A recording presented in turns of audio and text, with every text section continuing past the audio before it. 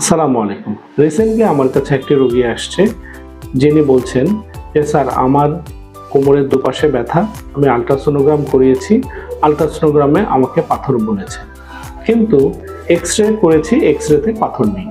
তাহলে আমার পাথর আছে কিনা এটা নিয়ে আমি কনফিউজ। সত্যিকার অর্থে 80% কিডনি নালী এবং মূত্রথলির পাথরগুলো রেডিও ওপেক, অর্থাৎ আলট্রাসোনোগ্রাম এবং এক্স রে সবগুলোতেই ধরা পড়ে, কিন্তু 20% পাথর আছে রেডিওলুসেন্ট, অর্থাৎ যেগুলো আলট্রাসোনোগ্রামে ধরা পড়বে কিন্তু কনভেনশনাল এক্স রে কেউবিতে ধরা পড়বে না।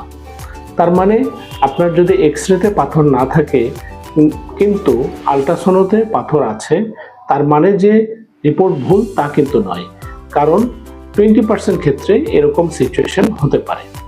এরকম সিচুয়েশন হলে আমরা সাধারণত পাথর আছে কি না কিংবা অপারেশন লাগবে কি না এই জিনিসটা কনফার্ম করার জন্য আমরা non contrast CT scan of KUB করি। এবং মনে রাখতে হবে, non contrast CT scan of KUB পাথর ডিটেকশনের জন্য 100% পারফেক্ট একটি টেস্ট।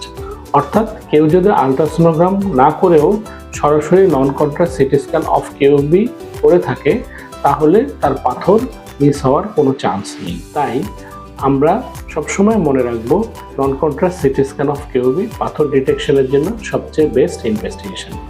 ধন্যবাদ সবাই।